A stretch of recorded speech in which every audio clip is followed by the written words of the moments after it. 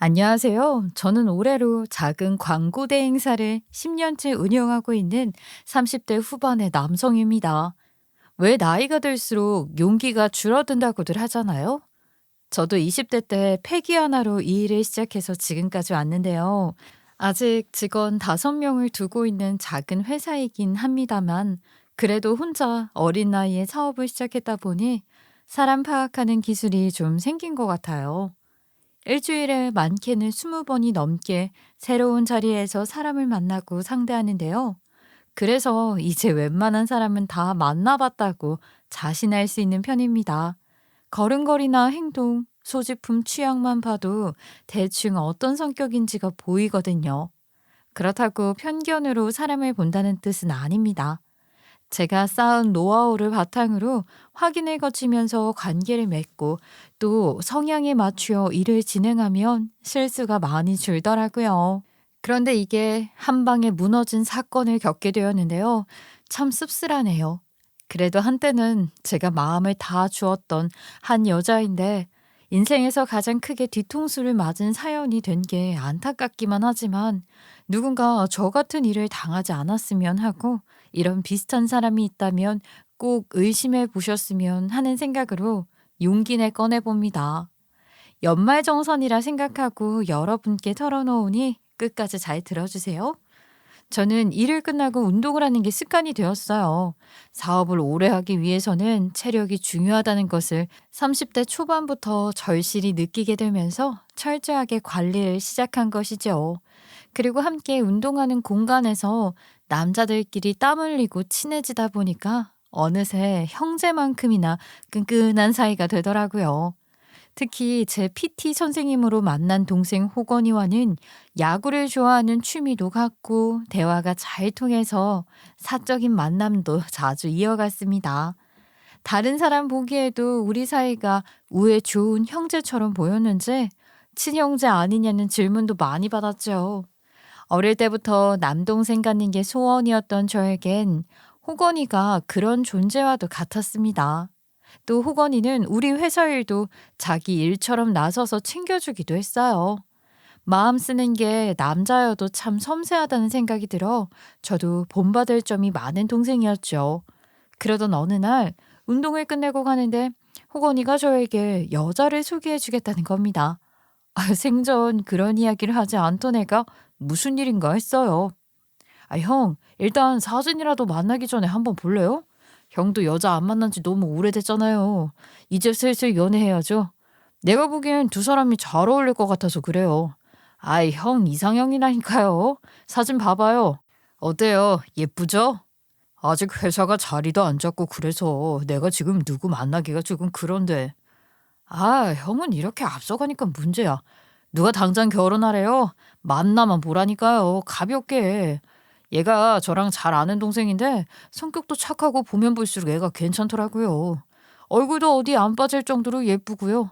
가만두면 딴 놈들이 바로 낚아채 갈걸요. 내가 괜히 형이랑 이어주려고 하겠어요? 그만큼 아까운 애니까 그렇죠. 그래? 네가 그 정도로 괜찮다고 하니까 궁금하긴 하네. 그러면 날 잡습니다. 내가 보증할게요. 형, 이제 우리 제발 퇴근하고 그만 봐요. 이게 몇 년째야? 올해 내 목표가 생겼는데 형 장가 보내는 거예요. 동생이 그렇게까지 칭찬하는 사람이니까 믿음이 가더라고요. 또 사업 핑계로 누굴 안 만난 지가 오래된지라 저도 새로운 만남이 내심 기대가 되긴 했지요. 그렇게 떨리는 마음으로 소개팅 자리에서 만나게 된 그 여자는 사진으로 보던 것 이상이었고 또 제가 생각하던 것보다도 훨씬 더 여성스럽고 바른 사람이었습니다. 고상한 취미도 많았고 자기 개발에도 열을 올려 영어 과외부터 운동까지 하루를 쪼개서 알차게 쓰는 사람이더라고요. 그런 모습이 참 매력적이었죠. 동생 말대로 가만히 있으면 남자들이 당장이라도 낚아채 갈 것 같더라고요. 주변에서 다 피곤하지 않냐고 그러기는 해요. 근데 하루가 너무 아까워서요. 목표를 세우면 몸이 절로 움직여져요, 저는. 정말 부지런하게 사시는 것 같아요. 또 그걸 꾸준히 하시는 게 대단하네요. 그런 게 잘 몰라도 다 자기와의 싸움이라서 정말 쉽지 않은 건데. 저도 운동하는 걸 습관 만드는 데까지 몇 년이 걸렸거든요. 알아주시니 감사해요. 안 그래도 운동을 꾸준히 하셨다는 말 듣고 소개팅 나오겠다고 했어요. 원래 이런 자리 어색해서 절대 안 나오는데 저도 그런 사람이 이상형이라서요. 아, 그러셨군요. 그동안 운동한 보람이 있네요. 실은 제가 자랑스러운 엄마가 되는 게 꿈이거든요. 그리고 제가 만나게 될 사람도 그런 아빠가 될 수 있는 사람이었으면 하고요. 자랑스러운 엄마요? 와, 벌써 거기까지 준비하시는 거예요? 와, 대단해요. 네, 그게 여자에게 주어진 가장 행복한 일 아닐까요? 돌아가신 저희 엄마도 항상 절 낳은 게 인생에서 가장 잘한 일 같다 그러셨어요. 나중에 우리 아이들이 엄마한테 많이 배울 수 있고 제 입에서도 잘 모른다는 이야기는 안 하고 싶어요. 그래야 아이들이 절 믿고 따르지 않겠어요? 이게 제 인생의 목표예요. 저는 이런 사람을 드디어 만났다는 사실에 감사하면서 두 번째 만남에 진지하게 사귀고 싶다는 이야기를 꺼냈고, 그렇게 우린 연인이 되었습니다. 연애를 이어가면서도 이 사람의 모습에 갈수록 반할 일만 있었지요. 실망을 주는 법이 없더라고요. 사업하는 제가 시간이 들쑥날쑥해 제대로 데이트를 못하는 때도 많았고, 하루는 회의가 늦어져 회사 앞에서 3시간을 기다렸는데도 싫은 소리 한 번 없이 절 보고 고생했다며 활짝 웃더라고요. 그런 배려심까지 모든 면에서 완벽한 사람이었습니다. 만나면 만날수록 절대 이런 사람을 놓쳐서는 안 된다는 생각이 들었어요. 그뿐 아니라 회사 직원들과 가족들까지 잘 챙기더라고요. 오빠, 그래도 연말인데 직원들 선물 하나씩 준비하는 건 어때? 아, 간단하게 회식하려고 하긴 했는데 선물 주는 게 더 좋을까? 오빠네 회사가 직원이 많은 것도 아니고 이럴 때 잘 챙겨주면 얼마나 힘이 나겠어.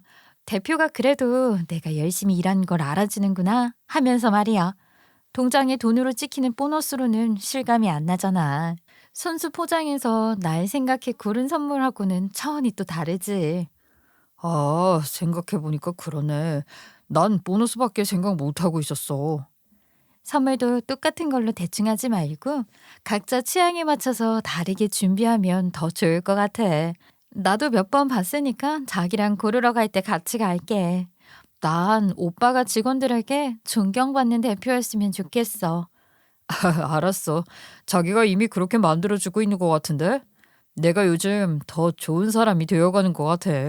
생각하지도 못한 걸 옆에서 채워주고. 내가 정말 많이 배워. 그리고 전 하루빨리 이 사람과의 결혼을 서두르기 위해서 더 많이 발로 뛰면서 욕심을 내며 일을 늘려갔습니다. 머릿속에서 결혼하자는 말은 수백 번 하고 싶었지만 그래도 우리가 결혼할 시점에 현실적으로도 좀 더 많은 걸 갖추고 처음 만났을 때보다는 좋은 상황에서 시작할 수 있도록 하고 싶은 마음이 컸죠. 그리고 2년쯤 지나서 회사가 어느 정도 안정을 찾아갈 즈음 프로포즈를 했습니다. 이때 저보다 옆에서 더 나서서 도와준 건 호건이었어요. 형, 눈치 안 채게 미리 얘기 잘한 거죠? 이벤트는 제가 전문이니까 걱정하지 말고 편하게 다 맡기세요. 그날 아주 입 떡 벌어지고 눈물 펑펑 쏟아지는 감동의 도가니로 만들 테니까요. 아야, 고맙다. 내가 너 아니었으면 이런 생각도 못했을 거야. 아, 근데 떨린다. 근데 형, 선물을 반지밖에 준비를 안 한 거예요? 왜? 그 부족해 보여? 요즘 세상에 프로포즈 하는데 반지 하나 딸랑 하는 경우는 거의 없죠. 그리고 이게 되게 중요한 게 사진도 남고 그러면 주변에서 지인들이 다 본단 말이죠. 여자들은 그런 게 되게 중요해요. 형 위치도 있는데 조금 무리해서라도 가방 같은 거라도 하나 같이 준비하는 게 좋을 것 같은데. 가방? 아이, 형, 생각해봐요. 테이블에 반지 하나만 있으면 너무 허전해서 볼품없어 보이잖아요. 이왕이면 반지에 가방까지 같이 꽉 채워지고 훨씬 그림 더 좋을 것 같지 않아요? 형, 설마 그런 돈 아끼는 사람 아니죠? 결혼할 사이면 그런 계산할 필요 없잖아요. 평생 함께할 운명 같은 사람을 만났는데 안 그래요?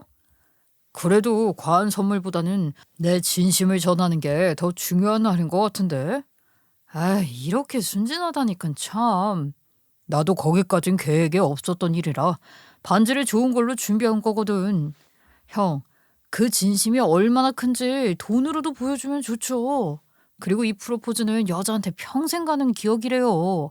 그리고 형 사업하는 사람인데 주변에서 규모 작다고 우습게 볼까 봐 그러는 것도 있어요. 난 두 사람 다 시집장가 잘 간다는 말 들었으면 좋겠거든요.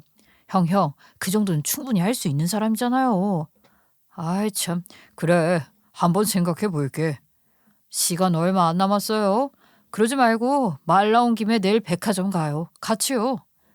그렇게 우리 둘 결혼에 더 행복해하던 호건이는 이벤트를 함께 준비하면서 많은 조언도 해줬죠.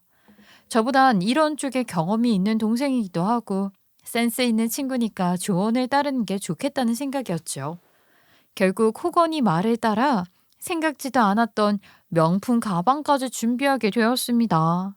그리고 그날 호건이 말대로 감동받아 오는 여자친구를 끌어안으며 우린 서로 미래를 약속했습니다. 그날 이후로 결혼 준비까지는 모든 것이 순조로웠어요. 그때까지도 본색을 숨기고 늘 그랬던 것처럼 착한 여자친구 역에 푹 빠져서 고도의 연기로 저를 감쪽같이 속였으니까요. 아휴, 지금 생각해보니 참 소름 끼치네요. 오빠, 근데 나 이 가방은 부담스러워서 못 받을 것 같아. 왜? 너 생각해서 내가 고른 건데. 마음에 안 들어? 같이 바꾸러 갈까? 혹시 어머니한테 이런 가방 사드린 적 있어? 엄마? 그게 옛날에 한 번인가? 긴가민가 하네. 솔직히 모르겠다. 오빠도 참 나한테 먼저 이런 선물을 해주면 어떡해? 내가 이렇게 비싼 가방을 받고도 어디 가서 자랑도 못하게 만드냐고. 물론 친구들한테는 자랑할 수 있겠지만 그보다 더 중요한 게 오빠 식구들 아니야? 아, 엄마가 알면 서운해하시려나? 당연하지. 어머니한테도 안 해준 걸 내가 먼저 받았다는 게 좀 마음에 걸려서 그래. 오빠가 사줬다고 하면서 이거 들고 어떻게 시댁에 가 눈치 보이게. 차라리 환불하고 어머니 거 먼저 드리는 건 어떨까? 난 나중에 신혼여행 가서 고르는 걸로 하고. 아니야, 일단 산 거니까 이 가방은 자기가 갖고 내가 엄마한테 따로 해드릴게. 참, 자기는 내가 생각도 못한 걸 항상 말해준다. 덕분에 우리 엄마까지 좋은 가방 생기겠네. 미안해. 우리 오빠 돈 너무 많이 쓰게 만든다, 내가. 미안하긴. 나 이렇게 효자로 만들어주는 건데. 이런 부분에서도 훨씬 멀리 볼 줄 아는 사람 같아서 대단해 보였어요. 그래서 엄마에게도 가방 선물하며 효자 노릇을 톡톡히 할 수 있었습니다. 우리 집안에서도 속 깊은 며느리 잘 구했다는 말이 들려왔죠. 아내 잘 얻은 덕에 천군만마가 생긴 기분이었달까요? 그게 더 깊이 빠질 함정인 줄도 모르고 말이에요. 그리고 여자친구는 결혼 후에도 소파에서 늘어져 있는 모습이나 흐트러진 모습을 한 번도 보이지 않았어요. 늘 새벽같이 일찍 일어나서 단장을 마치고 아침 준비까지 완벽하게 해두었죠. 이런 생활이 꿈만 같았습니다. 자기 진짜 부지런하다. 아유, 어떻게 항상 예쁜 모습으로 날 맞이할 수가 있어? 부부 사이에도 이런 긴장감은 필요하다 그러잖아. 난 오빠한테 평생 여자로 보이고 싶거든. 연애 때 기분 오래 느끼고 싶기도 하고. 내 친구들만 봐도 결혼 후에 긴장 풀려서 머리 하나로 대충 묶고 후질근한 옷 입고 아줌마처럼 다니는 거 보니까 나도 같은 여자로서 보기 싫더라고. 괜히 게을러 보이고 말이야. 근데 우리도 부부면 서로 이런 모습 저런 모습 다 보여도 괜찮지 않아? 그러고 보니 나 지금까지 자기 화장 안 한 얼굴 본 적 없는 것 같네. 아유, 언제 보여줄 거야? 아이, 그건 천천히. 우리 지금 신혼이잖아. 아예 벌써 방귀 뿡뿡 끼면서 풀린 모습 보여주고 싶지 않단 말이야. 난 그리고 오빠 보면서 연애 때처럼 계속 떨려하면서 행복하게 보낼 거야. 제 앞에서 편안한 모습 한 번 보인 적 없던 그 사람은 저에게 연애 때와 같은 설렘을 주려고 노력을 했죠. 저도 그런 걸 알고 나니 참 고마웠습니다. 그리고 정말 그 노력 탓인지 저는 신혼 때까지도 아내 얼굴만 보면 심장이 두근대근 했어요. 그리고 이렇게 더없이 행복한 생활을 이어가던 중 아내가 하루는 저에게 이 말을 꺼내더군요. 오빠, 나 3kg나 쪘어. 입던 옷도 못 입게 생겼다니까? 나 얼굴도 커졌지? 오빠하고 요즘 저녁 같이 먹어서 이래. 나도 이제 나가면 아줌마 소리 듣겠다. 아이 뭘 아직도 예쁘기만 한데 무슨. 살쪄도 내 눈엔 예뻐. 그리고 별로 티도 안 나. 오빠는 원래 무조건 예쁘다고만 하잖아. 그래서 말인데 운동을 좀 해야 할 것 같아. 이대로 있다간 더 퍼지게 생겼어. 그래? 아이, 난 괜찮은 것 같은데. 그래도 운동은 꾸준히 하면 좋지. 나도 이참에 오빠 다니는 그 헬스장이나 가볼까? 호건 오빠도 내가 잘 아니까 낯선 데 가는 것보단 편한 데가 더 좋을 것 같아서. 그래? 그럼 나하고 저녁에 같이 하면 되겠다. 어? 굳이 그럴 필요 있어? 저는 당연히 저랑 같이 운동하자는 뜻이라고 생각했는데 보아하니 아내는 그런 뜻으로 한 말이 아니었다는 식으로 떨떠름한 반응을 보이더군요. 각자 편한 시간에 하면 되지. 안 그래? 굳이 운동까지 시간 맞춰서 같이 할 필요가 뭐 있어. 집중도 안 되고. 그리고 난 부부 사이 사람들 앞에 드러내고 다니는 것도 별로 안 좋아 보이던데. 각자 하는 걸로 해. 아이 뭐 당신 편한 대로 해. 같이 하면 혼자 하는 것보단 좋을 것 같아서 그랬지. 그리고 난 오빠 이야기는 거기 가서도 안 할 거야. 그때 처음으로 아내에게 이런 면이 있나 싶었습니다. 연애 때 공공장소 같은 데서 손잡고 그런 것도 부끄러워하던 편이 아니었거든요. 도리어 제가 그럴 때마다 촌스럽다고 할 정도였으니까요. 그래도 운동하러 가는 게 다른 의도가 있는 것도 아니고 자기 관리 하나는 철저한 사람이니 별다른 생각을 안 했죠. 그런데 어느 날부턴가 헬스장에서 조금씩 이상한 말이 들려오기 시작하는 겁니다. 형님, 요즘 호건 트레이너하고 연락해요? 헬스장에 잘 나오지도 않은 것 같던데 수업도 몇 개나 취소했어요. 맨날 집하고 헬스장만 다니던 사람이 여자한테 홀딱 빠졌더라고요. 둘이 여기서 눈 맞았다던데? 불 붙어서 장난 아니었다는 말도 많어. 그래요? 저도 요새 통 연락을 안 해서 몰랐는데 축하해줘야겠어요. 이 자식 몸만 우락부락하지 속은 여려도 연애는 못할 것 같더니 다행이네요. 안 그래도 저만 결혼해서 미안했는데 제가 팍팍 밀어줘야겠어요. 둘이 여기서 데이트하는 분위기더라니까. 오빠 동생 하면서 장난 아니에요. 오빠 동생이요? 말은 오래 알던 사이라던데 딱 보면 알잖아요. 친한 거랑 남녀 사이랑 같나. 진짜 운동 끝나고 거울 앞에서 사진 찍었는데 뒤에 두 사람이 찍힌 게 나왔더라고요. 나갈 때 보여줄게요. 사진 보면 더 확실하다니까. 여자가 아주 입이 귀에 걸렸어. 그때 오빠 동생 한다는 말에 조금 찝찝한 마음이 있었는데 나오는 길에 저에게 친한 회원 한 명이 보여준 사진 한 장을 보고 저는 놀라지 않을 수 없었습니다. 거기에 한박 웃음을 짓고 운동하던 사람이 바로 제 아내였기 때문이죠. 여보, 나 오늘 헬스장 갔다가 정말 불쾌한 소리를 들었는데 당신 거기서 대체 호건이랑 어떻게 보이길래 사람들이 두 사람이 눈 맞았단 소리를 할까? 소문이 파다하다고 지금. 내가 그런 말까지 내 귀로 들어야겠냐고. 뭐? 지금 나 의심하는 거야? 사람들 눈에 어떻게 보였으면 남녀 사이란 말이 다 나오냐고. 어머, 오빠는 왜 사람들 말만 듣고 와서 나한테 이러는데. 그래, 당신하고는 오래전부터 친했고 편하니까. 또 운동하면서 몸도 만지고 뭐 그럴 수 있으니까 그런 말 충분히 나올 수 있다고 치자. 그런데 왜 굳이 나하고 결혼했다는 말은 안 하는데? 당신이 그것만 가서 밝히면 간단하게 해결된 문제 아니었냐고. 그러니까 오해를 사지. 고작 그거 말한다고 달라질 것 같아? 그럼 사람들이 바람났다고 더 신나서 떠들겠지. 말 좋아하는 그 인간들이 뭔 말을 못하겠어.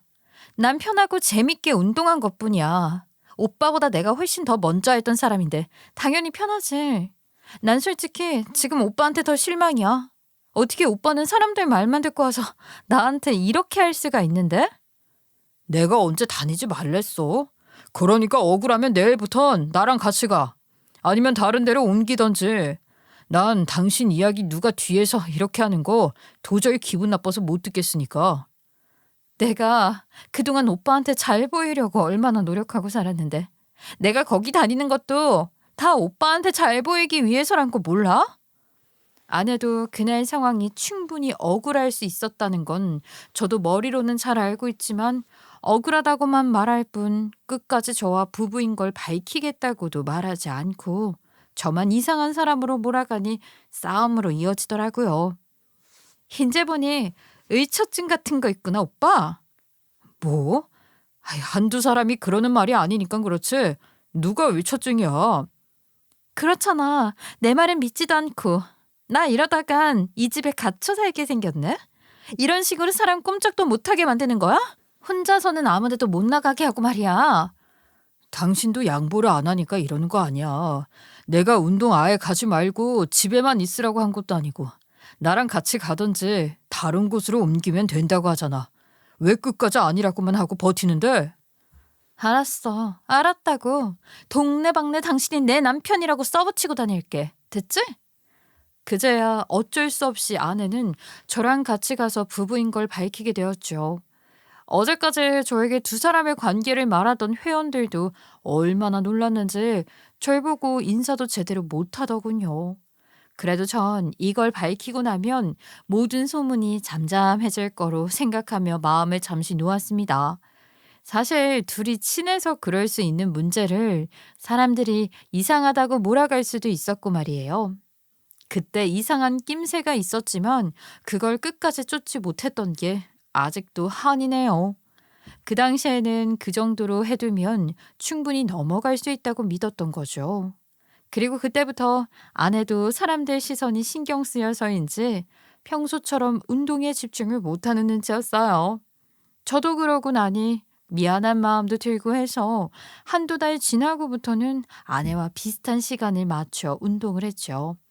야근하고 오면 조금 더 늦게 도착하고 그런 날이 덜어 있었죠. 그날도 제가 아내보다 30분 정도 늦게 도착했을 때인데 헬스장 입구부터 소란스러운 겁니다. 내려가서 보니 탈의실 문이 잠겨서 사람들이 밖에 줄지어 서 있더라고요. 아우, 안에 누구 없어요? 저기요, 대답해보세요. 누구 없냐고요? 아, 미치겠네. 아니, 우리 집에 어떻게 가라고 이래요? 누구라도 좀 불러봐요. 혹시 도둑 든 거 아니죠? 아니, 멀쩡한 문이 왜 잠기고 난리야, 정말. 안에 잠근 거 아닌지 보라니까요. 아유, CCTV라도 돌려봐요. 아유, 답답해. 간장님, 어떻게 좀 해보세요. 나 시간 없어요. 아유, 죄송합니다, 회원님. 조금만 기다려주세요. 지금 사람 불러서 오는 중이에요. 나 약속 시간 늦는다니까요. 그런데 열쇠 수리하는 기사까지 와서 문을 뜯고 나니 갑자기 안에서 수건을 쓰고 얼굴을 숙인 채 아내가 난처한 표정으로 나오는 겁니다. 사람들은 안에 있으면서 왜 대답도 안 했냐고 화가 잔뜩 난 표정이었죠. 그리고 뒤이어 나온 호건이를 보고 사람들은 말을 잇질 못했습니다. 남녀 둘이 탈의실에서 나오는데 누구나 똑같은 상상을 하지 않았겠습니까? 왜 당신이 여기서? 어머, 둘이 안에서 뭔 짓을 하고 있었대? 아유, 뭘 물어. CCTV도 없는 데서 뻔하지. 왜 여기서 이 난리래? 아유, 나 뜨거워 죽겠다 정말. 그리고 이 일에 누구보다 화를 참지 못했던 건 저였죠. 전 그대로 몸을 돌려 집으로 와버렸고 두 사람은 제 뒤를 쫓아와 둘이 심각하게 할 이야기가 있었다며 정신없이 제 앞에서 해명을 하기 바빴습니다. 오해하는 그런 일 없었어, 오빠. 들어봐, 정말이야. 형, 내가 다 설명할게. 잠깐 이야기할 게 있어서 그런 거라니까. 오빠, 그래도 우리 이야긴 들어봐야지. 무슨 이야기길래 남녀가 문까지 잠그고 하는데? 내가 이러고도 이상해? 의처증이야? 오해할 짓을 그렇게 하면서 나만 왜 이상하고 속 좁은 놈을 만드냐고. 잘못했어. 실은 내가 임신했어. 뭐? 임신? 근데 그걸 둘이 왜 상의하는데? 무슨 상관이냐고 너는? 형, 두 사람 소개한 사람이 난데 어떻게 날 의심해? 만약에 내가 좋았으면 형 소개해주기 전에 꼬셨겠지. 안 그래요? 우린 정말 아무 감정 없다니까. 실은 요즘 형하고 사이 안 좋다는 말 들어서 임신 소식 어떻게 알리면 좋을지 그 얘기했었어. 깜짝 이벤트 같이 준비하려고. 그냥 임신했다고 알리면 그러니까 이 기회에 우리 관계도 좋아질 겸 내가 부탁하려고 잠깐 얘기했었던 거야.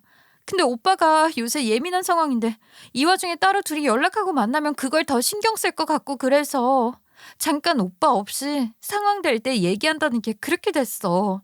미안해. 오해하지 마요, 형. 사람들도 어떻게 볼지 생각하고 행동해야지. 안 그래도 소문도 안 좋은데. 오늘 일은 내가 생각이 짧았어요. 미안해. 우린 그냥 한시가 급해서 오빠한테 하루빨리 알리고 싶었거든. 그리고 내가 어머님께도 도와달라고 말해둬서 알고 계실 거야. 어머니한테도 물어봐. 오빠한테 말하는 것만 며칠 기다려달라고 부탁해뒀거든. 정말 내 말 믿어줘. 소문 그렇게 난 것도 내 책임이에요. 내가 너무 좋아하는 사람들이라고 말한 게 와전이 돼서 좋아하는 사람이라고 그렇게만 소문이 난 것 같아요. 나 때문에 두 사람 사이가 이렇게 된 것 같고 괜히 형하고 예전처럼 못 지낼까 봐 너무 힘들었어. 순간 그 말을 들으니 호건이가 결혼 전에 저를 물심양면 도와주면서 결혼 준비를 도와준 게 생각나서 미안해지더라고요. 아내도 우리 관계를 회복하기 위해 노력했던 건데 그걸 제가 나쁘게만 본 것 같아서 더 미안한 생각이 들었죠. 그래, 미안하다. 나도 두 사람 못 믿는 것처럼 들어보지도 않고 화만 내서 둘이 거기서 나오는데 순간 오만 상상이 다 들더라고. 사람들도 그렇게 당연히 볼 걸 생각하니까 나도 감당이 안 되더라. 이제 나 거기 갈 일 없을 거니까 너무 신경 쓰지 마. 그렇게 서로 좋게 풀고 난 뒤 저는 아내가 임신했다는 소식이 그때서야 실감나서 정말 행복해하며 오랜만에 셋이 저녁을 먹으며 단란한 시간을 보냈습니다. 그리고 헬스장에 가서도 이젠 누가 뭐라든 그런 소문에 흔들리지 않고 강하게 대응해야겠다고 생각했죠. 고작 그런 소문 때문에 사랑하는 아내와 동생까지 잃고 싶지 않았으니까요. 그리고 아내의 임신으로 우린 다시 예전처럼 행복한 생활을 되찾을 수 있었습니다. 곧 세상에 나올 아이를 생각하니 집 꾸미는 것부터 준비하는 모든 과정이 마냥 재밌고 좋더라고요. 그리고 호건이도 조카가 태어날 생각이 들뜬다면서 비싼 유모차를 미리 사오기까지 했습니다. 야, 이렇게 비싼 걸 사오면 어떡하냐 미안해서. 이거 엄청 비싸던데. 내가 나중에 너 결혼하면 축의금 많이 해야겠다. 미안해서 어떡해. 에이 형, 우리가 이 정도도 못 해줄 사이예요? 나한텐 하나뿐인 조카인데. 그리고 어차피 두 사람한테 인사할 거 생각해서 큰 걸로 한 방에 했어요. 괜찮죠? 그나저나 형은 출산 선물 준비하고 있어요? 출산 선물? 그런 것도 해? 우리 형 장가도 안 간 나보다 더 몰라서 큰일이네. 그러게, 난 육아용품 사는 것만 알았지 거기까진 생각도 못했어. 그거 알죠? 임신 때 서운한 건 평생 간다고 그러잖아요. 그래서 요즘은 아기 선물보다 아내를 더 챙기는 추세라니까요. 형이 몰라서 그렇지 제대로 하려면 산후조리원 이벤트부터 시작해서 얼마나 많은데요. 주변에서 아기 선물을 많이 해줘도 아내 챙기는 사람은 형밖에 없으니까. 그냥 형, 이 기회에 돈 한번 크게 쓰세요. 그 감동은 평생 가는 거니까. 그래? 뭐라도 하나 준비하는 게 좋겠지? 그렇게 고생하고 집에 다시 왔을 때 좋은 선물 하나 딱 있으면 얼마나 행복하겠어요? 제가 모르는 척 갖고 싶은 거 있는지 물어보고 알려줄 테니까 형은 준비만 해놓으세요. 결혼 때도 그렇고 여러모로 참 너한테 신세 많이 진다. 항상 고마워. 저는 호건이 말을 듣고 그동안 모아둔 적금도 하나 깨서 아내 선물도 준비를 했죠. 호건이 말대로 주변에서 다 아이 걱정에 아이가 쓸 것만 보내주지 아내 생각하는 게 크게 없더라고요. 그렇게 점점 배가 불러오는 아내를 보며 새 식구가 될 미래가 가까워져 오는 걸 기대하던 어느 날이었어요. 하루는 병원에서 검진받는 아내를 밖에서 기다리고 있는데 갑자기 간호사가 절 보며 이런저런 질문을 하는 겁니다. 처음엔 당연히 임신한 산모의 상태를 파악하기 위한 질문이라고 생각했는데 갈수록 질문의 의도를 파악하기가 힘들더라고요. 저 두 분은 어떻게 만나신 거예요? 아직도 신혼같이 너무 좋아 보이더라고요. 네? 그냥 친한 동생 소개로 만났습니다. 혹시 그 친한 동생이 남자분이세요? 네, 그걸 어떻게 하셨어요? 주로 남자끼리 서로 소개해주고 그러니까요. 혹시 핸드폰 배경에 있는 게 두 분 결혼 사진이에요? 저도 한번 보여주세요. 정말 선남선녀가 따로 없네요. 와, 너무 잘 어울린다. 근데 혹시 남자 형제 있으세요? 워낙 인물도 좋으시고 아내한테 하는 거 보고 우리 간호사들이 이런 남편 얻고 싶대요. 아닙니다. 다 그렇죠. 제가 근데 형제가 없어서. 아쉽네요. 아니면 산모님 동생이나 오빠는 없나요? 식구 중에서 가깝게 지내는 친척이나 남자분이 있는지. 아내도 없는 걸로 아는데요. 근데 그건 왜? 그래요? 아쉽네요. 그게 실은 저희 막내 간호사가 너무 다정하고 멋지시다고 주변에 누구 없는지 소개받고 싶다고 해서 한번 물어봤어요. 나중에 사모님께도 한번 물어나 보세요. 주변에 건장하고 남자다운 사람 없는지 꼭 좀 찾아봐 주세요. 예. 실례했습니다. 원래 이런 건 나이 좀 있고 주책 부려도 되는 제가 기회 될 때 슬쩍 물어보고 그러거든요. 저도 어린이집 다니는 애 있는 엄마라서 이해해 주세요. 그날 간호사 질문이 조금 과하다 싶기는 했지만 다른 간호사가 소개받고 싶다는 말을 철석같이 믿었습니다. 환자로 온 사람한테 이렇게까지 했을 때 의심을 해봤어야 하는데 말이죠. 그리고 출산을 3주 정도 앞두던 시점, 아내와 병원 가는 일이 더 잦았죠. 첫 아이이기도 했고 아무것도 잘 모르던 저와 아내는 불안한 마음에 조금만 몸에 이상한 느낌이 와도 병원에 달려가곤 했으니까요. 그날도 아내가 도저히 잠을 못 이룰 정도로 배가 아프다고 하더니 새벽엔 산통이 시작됐는지 온몸이 땀으로 범벅이더군요. 전 놀라서 그대로 아내를 데리고 병원으로 향했습니다. 그렇게 아내는 3시간이 넘도록 고통스러운 소리를 내며 진통을 하고 있었고 저는 초조한 마음으로 두 손을 모은 채 밖에서 기다릴 수밖에 없었습니다. 그 고통을 나눠 가질 수만 있다면 좋으련만 제가 할 일이라고는 기도밖에 없더라고요.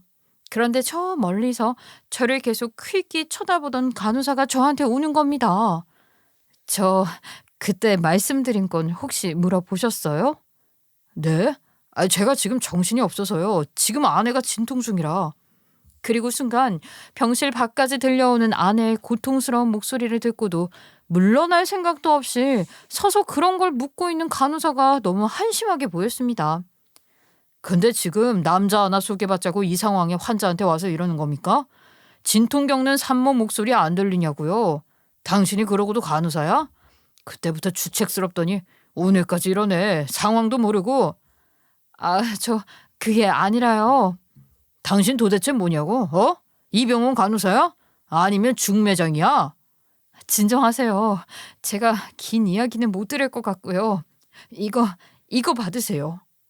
제가 언성을 높이자 간호사는 다른 환자 눈치가 보이는지 쪽지 하나를 저에게 건네고 사라지더군요. 이게 뭔데? 잠깐만. 너 누구 번호 적어서 주는 거야, 설마? 그거 보시면 알 겁니다. 그리고 사모님 절대 믿지 마세요. 저는 간호사의 갑작스러운 행동에 당황해 쪽지를 바닥에 그대로 턱 떨구고 말았습니다. 아무리 봐도 나이도 좀 있는 간호사가 이런 일로 절 찾아와서 보챌 것 같진 않다는 생각이 뒤늦게 들더라고요. 전 당연히 무슨 번호가 쓰여 있을 줄 알았는데 병원에 있는 물품 보관소 위치와 비밀번호가 쓰여 있더라고요. 근데 그때 무슨 생각이었는지 이걸 한시라도 빨리 확인해 봐야겠다는 생각이 드는 겁니다. 한참을 갈팡질팡하고 서 있다가 저는 빨리 가서 대체 확인해 보자는 생각이 들었고, 그리고 쪽지에 쓰여 있던 물품 보관함을 열자 봉투에 작은 USB 하나가 들어 있었습니다. 저는 떨리는 손으로 제가 미리 챙겨온 노트북에 꽂자 병원 영상이 나왔고 아내가 그 영상 안에서 이곳을 찾은 모습이 보였습니다. 그런데 정지 버튼을 누르고 한참을 넋을 놓고 보게 만든 건 아내가 아닌 그 옆에 다정하게 팔짱을 낀 낯선 한 남자였죠. 영상 속 아내는 저와 있을 때보다 훨씬 다정하고 환한 미소로 어깨를 기대면서 말이죠. 누가 봐도 그 사람이 남편 같다는 생각이 들었습니다. 그리고 이어진 다음 영상에서는 호건이가 아내를 데리고 오는 모습도 찍혀 있었습니다. 그때부터 저는 눈앞에 아이가 태어난다는 것도 잊은 채 아무것도 보이지 않았고 그 간호사를 한참 동안 찾아 헤맸어요. 이게 뭡니까? 이 영상을 왜 나한테 주는 거냐고요? 제가 본 걸 말해도 안 믿으실 테니까요. 사모님은 계속 거짓말을 할 거고요. 그러니까 이걸 직접 봤다는 거예요? 네, 제가 봤어요. 직접 봤어요. 남자가 둘도 아니고 셋이나 바뀌어서 오는 산모가 어디 있겠어요. 이 병원에서 12년 넘게 일해도 이런 경우는 처음 봤어요. 그러니까 간호사들 사이에서도 말 나오고 당연히 이상하게 볼 수밖에 없죠. 그리고 셋 다 아무렇지도 않게 팔짱 끼고 다니고 누가 봐도 영락 없는 남편인데요. 그 사람이 둘 다 남편이라고 하던가요? 자기라고 아무렇지 않게 부르고 행동도 보통 사이는 아닌 걸로 보이던데요. 뭐라고요? 확실히 들었어요? 그 말 내 아내 앞에서도 할 수 있냐고요? 제가 얼마나 미련했는지 그때까지도 충격적인 사실에 간호사를 의심하고 있었습니다. 아직도 모르시겠어요? 정신을 못 차리시네. 이렇게까지 말을 해줘도. 저기요, 저 여기 산부인과에서 간호사로 일하는 사람입니다. 불륜 자반해서 돈 뜯어내고 고발하는 사람이 아니라고요. 환자가 바람을 피우든 남자를 만나든 저는 아무 관심도 없어요. 근데 제가 왜 이렇게 알려드리는 것 같아요? 네? 제가 말했죠. 저도 간호사이기 전에 엄마라고요. 그래서 지금부터 할 일 제대로 하시라고 알려드리는 겁니다. 저도 남일이니까 모르는 척 넘어가려다가 도저히 엄마로서 안 되겠더라고요. 이 영상 유출해서 보여드리는 것도 저한테는 엄청난 용기였다고요. 제 직장까지 걸고 벌인 일입니다. 아세요? 그리고 곧 태어날 애를 생각해서 참을 수 없었어요. 선생님도 그렇고 그 애도 부모가 누군지는 알고 살아야죠. 안 그래요? 남자 셋을 데리고 와서 진료 보는 여자인데 정말 그쪽 애라고 확신할 수 있어요? 그 말을 듣고 나서야 저는 찬물을 끼얹은 것처럼 정신이 번쩍 드는 것이었습니다. 그리고 머리를 스치던 호건이와의 대화도 기억이 났죠. 근데 둘은 어떻게 알게 된 사이야? 너 주변에 웬만한 친구는 내가 다 알잖아. 그게 나도 친한 형 때문에 자주 어울리면서 알게 됐어요. 내가 그 형 도울 일이 조금 있어서 한동안 같이 살기도 하고 그랬거든요. 저한테는 은혜 갚을 수 있는 길이기도 했고요. 하여튼 절 살려준 분이나 다름없어요. 내가 그러고 보니까 주변에 좋은 형이 많네요. 왜 그때는 그 형에 대한 이야기를 자세히 묻지 않았을까? 문득 영상 속 남자가 그 남자일 것 같다는 느낌이 들었습니다. 곧 태어날 어제까지 내 아이라고 생각한 아이의 친부까지도 말이죠. 그리고 전 그때부터 아내가 무얼 하고 있는지는 머릿속에서 지워진 기분이 들었습니다. 아내가 진통으로 소리치는 것만큼이나 저도 소리쳐 절규하고 싶었으니까요. 그리고 전 더 자세히 그 남자 얼굴을 보고 앞으로 일어날 일을 어떻게 해결해 나가야 할까 싶은 생각밖에 없었어요.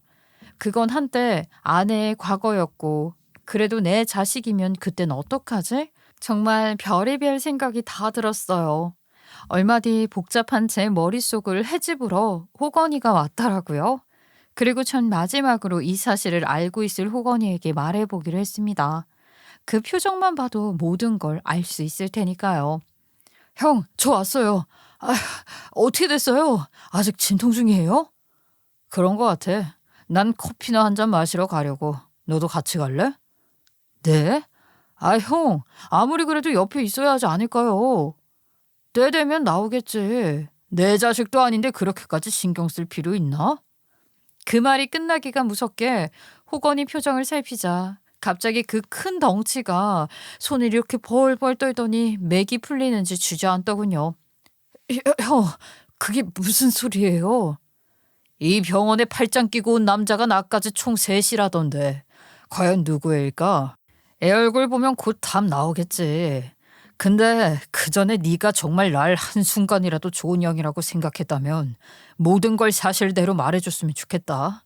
몇 시간 안 남았어. 내가 너한테도 마지막으로 기회 주는 거야. 공범이잖아 너도. 내가 가만둘 것 같아? 날 끝까지 기만한 죄 똑똑히 묻고 벌 줄 거야. 잠시만요 형. 말할게요. 전부 다 말할게요. 그리고 전 호건이를 통해 충격적인 아내의 과거사를 모두 듣게 되었습니다. 알고 보니 영상 속 남자와 아내는 10년이 넘게 이런 식으로 함께 사기를 치며 돈 것까지 오랜 시간 한 관계였고, 아내가 그 남자와 과거를 청산하고 저와 결혼하려고 마음먹고 끊어내려고 했던 거죠. 하지만 돈이 필요할 때마다 남자가 저에게 모든 걸 불겠다며 협박을 하는 통에 끊어내질 못하고 그 관계가 이어졌던 겁니다. 호건이 또한 그 중 한 명이었던 거죠. 그리고 그 와중에 그 남자의 애까지 갖게 된 거죠. 한동안 충격으로 머리가 지끈거리고 있던 차에 아이가 태어났다며 저를 데리러 왔고, 저는 아이 얼굴을 본 순간 더 기함을 하고 말았습니다. 그 남자를 똑 닮은 아이가 우렁차게 울고 있더군요. 눈물과 땀으로 지칠 대로 지친 아내를 보는데도 조금의 측은한 마음이 없었습니다. 지독한 여자란 생각밖에 안 들었죠. 씩씩한 아드님이 2.9kg로 건강하게 나왔습니다. 자, 아빠 얼굴 봐. 저 아빠 아닙니다. 그까지 속이고 싶었을 텐데. 네 아버지를 빼닮았구나. 오빠, 무슨 말을 하는 거야? 애 아빠 부르지 그래. 이제 속일 필요 없어. 내가 다 알거든. 그 말에 의사들 표정도 당황한 기색이 역력했죠. 그리고 전 아내와 애를 뒤로하고 집으로 돌아와서 아내 짐 정리부터 시작했어요. 그런 여자와 이젠 한순간도 같은 공간에서 지낼 수 없었기 때문이죠. 최소한 제가 우리 아이라고 믿고 1년 가까운 시간이 흘렀을 때는 고백을 했어야 하는 거 아닌가요? 그랬더라면 제가 받아들였을지도 모를 일이죠. 대체 언제까지 속이고 다른 자식을 제 자식이라고 우길 생각이었던 걸까요? 그리고 회복도 덜 된 몸으로 집으로 온 아내? 아니? 그 여자를 다시 마주하자 온몸에 소름이 돋기쳤습니다. 잘못했어 여보. 오빠, 내가 말하려고 했는데 도저히 용기가 안 났어. 정말로 속이려고 속인 게 아니고, 이걸 말하면 내 과거를 다 밝혀야 하니까 그게 도저히 안 되겠더라고. 듣고 나면 나 버리고 갈까봐 두려워서. 근데 나 그런 놈이랑 지낸 시간 뼈저리게 후회해. 다시 얽히기도 싫고 절대로 돌아가기 싫은 과거라고. 그래? 과거 하나도 묻고 싶지 않아. 과거는 과거니까. 근데 그걸 과거로 안 만든 건 너야. 여기까지 와서 누굴 탓해? 맞아. 오빠 말이 다 맞아. 내가 근데 오빠 만나서 얼마나 행복했는데 다시 태어난 것 같았어. 전처럼 노력하고 오빠하고 잘 지낼 생각하면서 살게. 더 잘할게 내가. 지금까지 나 정말 노력하고 잘했던 거 잘 알잖아. 용서해주라. 어? 너는 지금 무슨 짓을 저질렀는지 모르겠어? 남의 남자애까지 낳은 게 과거가 돼? 뻔뻔한 것도 정도가 있지. 대체 어디까지 갈 작정이었어? 어? 날 언제까지 속일 셈이냐고? 차라리 사기를 치지 그랬냐? 난 너 절대 용서 못해. 애는 안 키우면 되잖아. 우리 애 낳고 다시 잘 살면 되지. 실수였어. 정말이야. 안 키우면 돼? 애가 무슨 장난감이니? 모성애도 없는 인간이구나 너.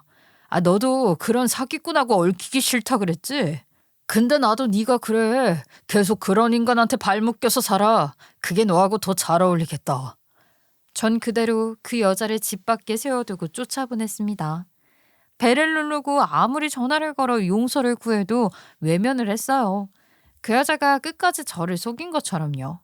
그리고 전 곧바로 경찰에 그 여자를 사기죄로 신고했습니다.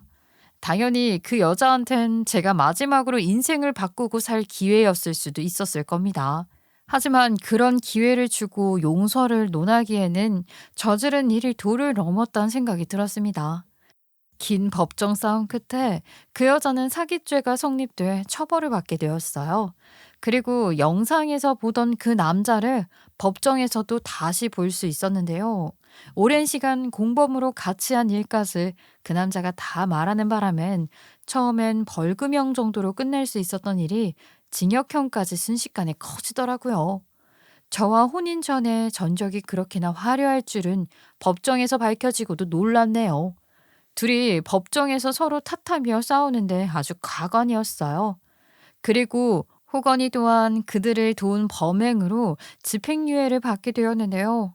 어제까진 둘도 없는 친동생 같던 놈이 사기꾼 바람이나 잡는 바람잡이였다니 그것도 너무 크나큰 충격이었네요. 솔직히 초반엔 아내, 동생까지 다 잃었다는 생각이 들어 속이 쓰라렸지만 지금은 사기꾼을 일찍 처단했다는 생각으로 지내는 중입니다. 그리고 그때 저에게 직장을 걸고 이 일을 알려준 간호사 선생님과는 지금 누구보다 좋은 관계로 지내고 있어요. 다음 달부터 제 소개팅은 본인이 책임지겠다고까지 하네요. 돌아보면 나쁜 사람도 많지만 또 귀인처럼 좋은 사람도 많은 것 같아요. 그렇게 따지고 보니 억울한 것도 없네요. 여러분도 좋은 사람인 척 완벽한 사람이 눈앞에 나타났다면 좀 더 객관적인 시선으로 그걸 볼 수 있는 기회를 가졌으면 좋겠습니다. 절대 저처럼 한눈에 반하거나 믿지 마시고요. 저의 미련한 이야기를 들어주셔서 감사드리고요. 가족들과 함께, 사랑하는 사람들과 함께 따뜻한 연말 보내시길 바라겠습니다. 안녕히 계세요.